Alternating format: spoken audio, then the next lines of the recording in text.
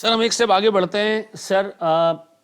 किसी भी चीज़ की मार्केट वैल्यू या फेयर वैल्यू मालूम करने का सबसे अच्छा तरीका यह है, किसी भी एसेट की, चाहे वो बिल्डिंग हो, चाहे वो किसी कंपनी के शेयर्स हो, चाहे वो किसी कंपनी के बॉन्ड्स हो, चाहे मिसाल के तौर पर ही मेरे पास ये लैपटॉप पड़ा है, ये है सर, मिसाल के तौर पर वो गाड़ी है, you name it, any asset, किसी चीज़ की भी मार्केट वैल्यू मालूम करनी है ना, सबसे आसान तरीका ये, ओपन मार्केट में जाएं, जहां वो चीज़ें खरीदी बेची जाती हैं, वहां से पता कर लें कि इस पर्टिकुलर एसेट को किस रेट में खरीदा और बेचा जाता है। ठीक है जी।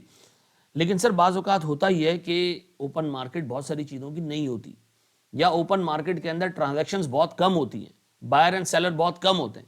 तो सर फिर हम ऑल्टरनेटिव तरीके भी यूज़ करते हैं किस चीज़ के, मार्केट वैल्यू मालूम करने के। तो सर एक तरीका जो पूरे फाइनेंशियल मैनेजमेंट में यूज़ होगा मार्केट वैल्यू मालूम करने का, वो ये होगा कि आप किसी भी एसेट की अगर मार्केट वैल्यू मालूम करनी है ना, तो आप ये सोचें कि अगर मैं उस एसेट को खरीद लूं तो उस एसेट से मुझे क्या कैश मिलेगा। ठीक है जी। उस सारे कैश को आप टाइम पे डालें कि किस साल, कितने साल में कितना कितना कैश मिलेगा, और उसकी प्रेजेंट वैल्यू निकाल लें किससे, रिक्वायर्ड रेट ऑफ रिटर्न से। रिक्वायर्ड रेट ऑफ रिटर्न क्या था, वो अभी हमने ऊपर पढ़ा, हमने अभी ऊपर पढ़ा था थोड़ी देर पहले, क्या था सर, ये रिक्वायर्ड रेट ऑफ रिटर्न। मिसाल के तौर पर अगर इसी इन्वेस्टर को कहा जाए कि एक बिल्डिंग खरीद लो, तो वो कहेगा अगर बिल्डिंग खरीदूंगा तो बिल्डिंग में तो बहुत ज़्यादा रिस्क है, तो मैं तो बिल्डिंग से कोई 22% रिटर्न डिमांड करूंगा। ठीक है जी। हमने उसको अगर गाड़ी खरीद लो, उससे अगर गाड़ी खरीदूंगा, गाड़ी सेफ इन्वेस्टमेंट है, गाड़ी की वैल्यू कंटिन्यूसली बढ़ रही होती है, तो मैं गाड़ी से रिटर्न डिमांड करूंगा 13-14%। तो याद रखना, हर इन्वेस्टर का किसी स्पेसिफिक एसेट को खरीदने का जो दिमाग बनता है, तो उसका एक रिक्वायर्ड रेट होता है कि मैं पैसा इन्वेस्ट कर रहा हूं तो इस एसेट से मुझे एक सर्टन रिटर्न चाहिए। तो सर अगर आप कोई भी एसेट परचेज करें, आप सर उससे मिलने वाले सारे कैश फ्लोज का प्रेजेंट वैल्यू निकाल लें उस एसेट में इन्वेस्ट करने के लिए जो रिक्वायर्ड रिटर्न है उसकी बेसिस पे। ठीक है जी। यानी एक इन्वेस्टर क्या सोच के एक बिल्डिंग खरीदेगा, क्या सोच के एक गाड़ी खरीदेगा, क्या सोच के एक शेयर खरीदेगा कि उसको कितना रिटर्न चाहिए उससे। अब उस एसेट से मिलने वाले सारे कैश फ्लोज की अगर आप प्रेजेंट वैल्यू निकाल लें किससे, रिक्वायर्ड रेट से। अच्छा, रिक्वायर्ड रेट को हम मार्केट रेट भी कहते हैं, इसलिए कि मार्केट रेट का मतलब है वो रेट जो मार्केट में डिटरमिन होता है, और हर एक इन्वेस्टर चूंकि पैसा मार्केट में इन्वेस्ट कर रहा है डिफरेंट एसेट्स के ऊपर, तो वो अपना साइकोलॉजिकल सेटअप सामने रखता है कि मैं कितना रिस्क एब्जॉर्ब कर सकता हूं, मुझे कितना रिटर्न चाहिए। मार्केट रेट हर एक इंडिविजुअल के लिए अलग अलग है। डन। अब बताएं किसी भी चीज की फेयर वैल्यू मालूम करनी कैसे मालूम करूंगा, वो एसेट लूंगा, देखूंगा सर इसमें इन्वेस्ट करने के लिए मेरा रिक्वायर्ड रेट क्या होना चाहिए, वो डिटरमिन करूंगा, फिर देखूंगा उससे मुझे क्या कैश मिल रहा है, और फिर सर उस कैश की प्रेजेंट वैल्यू निकाल लूंगा किससे, उस रिक्वायर्ड रेट से, तो मुझे क्या मिल जाएगा सर, उस एसेट की फेयर वैल्यू। चलो जी आओ एक काम करते हैं, मुझे बताओ अगर मैं एक बिल्डिंग खरीदूं, बिल्डिंग से क्या मिलेगा मुझे, रेंट मिलेगा, कयामत तक मिलता रहेगा? नहीं सर, नहीं नहीं, बिल्डिंग की जितनी लाइफ है उस पर रेंट मिलता रहेगा। मैं पहले सोचूं अगर मैं बिल्डिंग में पैसा इन्वेस्ट करूं, मेरा रिक्वायर्ड रेट क्या है सर, मेरा रिक्वायर्ड रेट मिसाल के तौर पर 12% है, 13% है, 14% है, कुछ भी हो सकता है। हर एक इन्वेस्टर जब पैसा इन्वेस्ट करता है पहले सोचता है बैंक में रखूंगा तो क्या मिलेगा, अगर बैंक में रखता हूं मुझे सर 10% मिल रहा है, और बिल्डिंग खरीद लूं तो बिल्डिंग में रिस्क है, बिल्डिंग कोलैप्स भी हो सकती है, जलजला भी आ सकता है, बिल्डिंग पे कब्जा भी हो सकता है। ठीक है जी। बिल्डिंग खाली पड़ी रह सकती है, इसका रिस्क भी है। ठीक है जी। बिल्डिंग को मेंटेन रखना पड़ेगा सर, बहुत सारे मसले होंगे, तो मुझे 15% का रिटर्न चाहिए। तो सर क्या करें, बिल्डिंग से मिलने वाले सारे कैश फ्लोज, बिल्डिंग से मिलेगा क्या सर, रेंट मिलेगा, अगर इन्वेस्टमेंट पर्पस के लिए आप लेते हो उसको, तो सर उस रेंट की अगर मैं प्रेजेंट वैल्यू निकाल लूं किससे, एसेट की लाइफ के ऊपर, जो लाइफ के ऊपर मुझे ओवरऑल रेंट मिलेगा पूरी लाइफ पे, उसकी अगर मैं प्रेजेंट वैल्यू निकाल लूं रिक्वायर्ड रेट ऑफ रिटर्न से, तो मुझे इस बिल्डिंग की फेयर वैल्यू मिल जाएगी। सर अगर मैं गाड़ी ले लूं, तो गाड़ी लेते वक्त मैं क्या सोचूंगा, इसको मैंने कैब के तौर पे चलाना है, कैब के तौर पे चलाना है, तो सर मुझे इससे क्या मिलेगा, फेयर मिलेगा।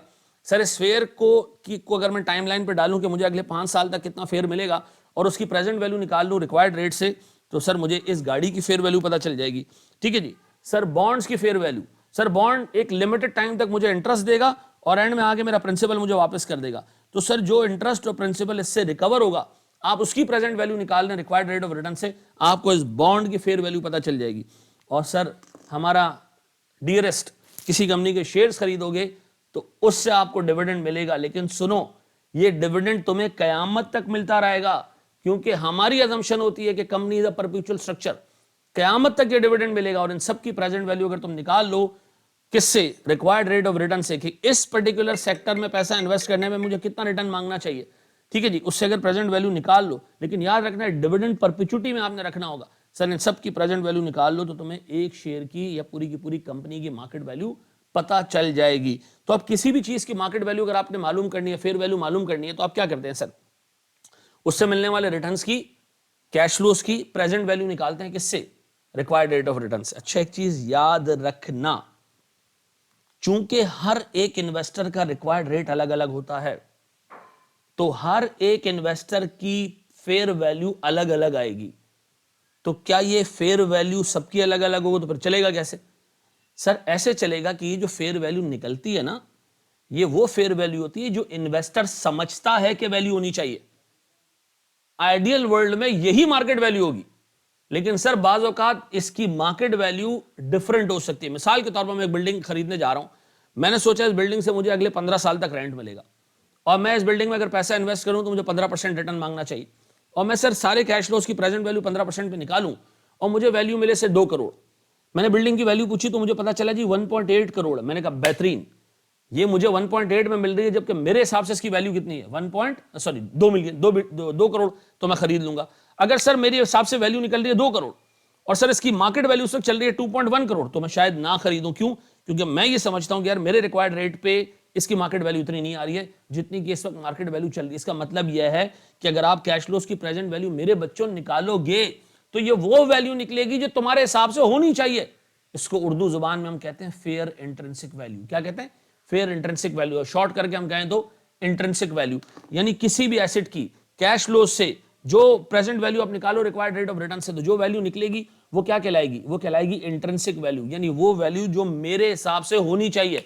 और sir ideally in a perfect world जो आपके हिसाब से वैल्यू बन रही है मार्केट में भी वही वैल्यू होगी, लेकिन नहीं है तो फिर आप डिसाइड करते हो कि मुझे पैसा इन्वेस्ट करना चाहिए या नहीं। ऐसा है सर, ये बात समझ आती है? तो सर फेयर वैल्यू मालूम करने के 2 तरीके, एक तो या तो सीधा सीधा जाके आप ओपन मार्केट से मालूम कर लें, नहीं है या आपको लगता है ओपन मार्केट में वैल्यू सही नहीं है, अंडर वैल्यूड है, ओवर वैल्यूड है, तो फिर आप क्या करो? सर अपने हिसाब से कैश फ्लोज निकालो, रिक्वायर्ड रेट ऑफ रिटर्न रखो अपने सामने, सोचो कि रिक्वायर्ड रेट क्या होना चाहिए, आपको क्या चीज मोटिवेट कर रही है उस सेक्टर में पैसा इन्वेस्ट करने में, उस रिक्वायर्ड रेट से कैश फ्लोज की प्रेजेंट वैल्यू निकालो। This would be the value, this would be the fair value that suits you. ठीक है जी। अब देखो मार्केट में अगर वो वैल्यू चल रही है, फेयर इनफ, खरीद लें। सर उससे ज्यादा चल रही है, मना कर दें। उससे कम चल रही है, लाजमी खरीदें। ठीक है जी। सर आई होप ये प्रेजेंट वैल्यू का चक्कर आपको समझ आ गया होगा। अब बताएं सर, अगर मैं आपसे जानना चाहूं कि किसी कंपनी के शेयर की फेयर वैल्यू कैसे मालूम होगी, किसी कंपनी की मार्केट वैल्यू कैसे मालूम होगी, फेयर वैल्यू कैसे मालूम होगी, उससे मिलने वाले सारे डिविडेंड्स की अगर मैं प्रेजेंट वैल्यू निकाल लूं रिक्वायर्ड रेट ऑफ रिटर्न पे, तो मुझे यह पता चल जाएगा कि इस पर्टिकुलर कंपनी की शेयर की क्या वैल्यू होनी चाहिए, फेयर वैल्यू क्या होनी चाहिए सर। और अगर मुझे मार्केट में सस्ता मिल रहा होगा उससे तो मैं खरीद लूंगा, अदरवाइज मैं नहीं खरीदूंगा। क्या क्लियर हुआ? आए जरा सर इसको नंबर्स के साथ देखते हैं अपनी नेक्स्ट वीडियो में। Thank you very much.